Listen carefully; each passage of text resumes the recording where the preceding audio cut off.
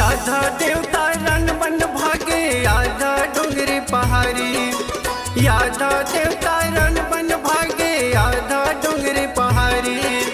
चारों मुड़ा हाकार मचे तब लिए तयो तारी वो मोर दुर्गा दाई बघवा माँ होके वो सवारी, मोर दुर्गा दाई बघवा माँ होके वो सवारी।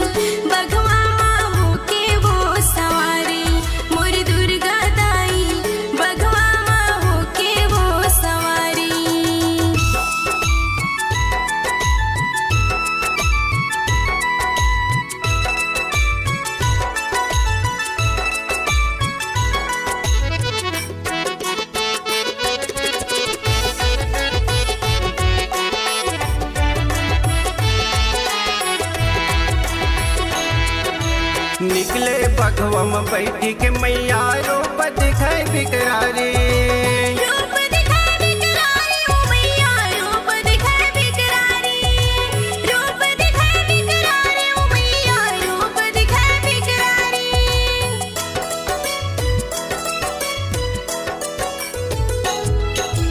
भाला परची धरे हाथ माँ कोनो मगदा कटारी,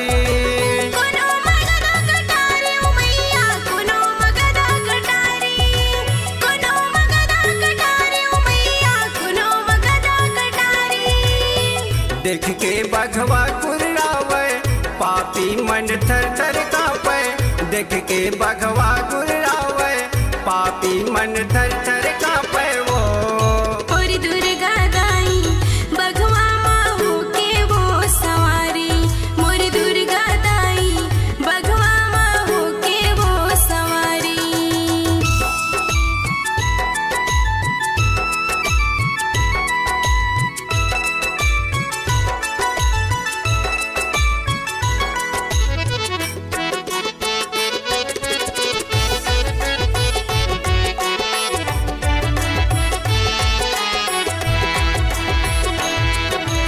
महिषासुर दानों के संग माँ करे लड़ाई भारी, करे लड़ाई भारी ओ मैया करे लड़ाई भारी, करे लड़ाई भारी ओ मैया करे लड़ाई भारी।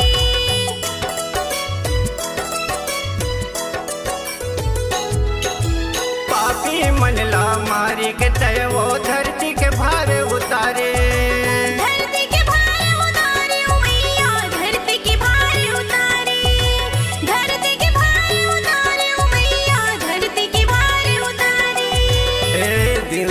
मन फूल बरसावे आनंद मंगल गावे, देवता मन फूल बरसावे आनंद मंगल गावे वो।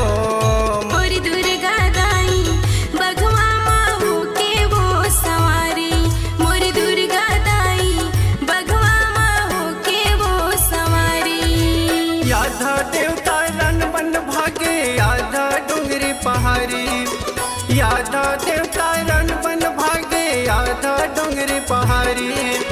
चारों मुड़ा हाकार मचे तब लिए तयो तारी वो मोर दुर्गा दाई बघवा माँ होके वो सवारी, मोर दुर्गा दाई बघवा माँ होके वो सवारी, मोर दुर्गा दाई बघवा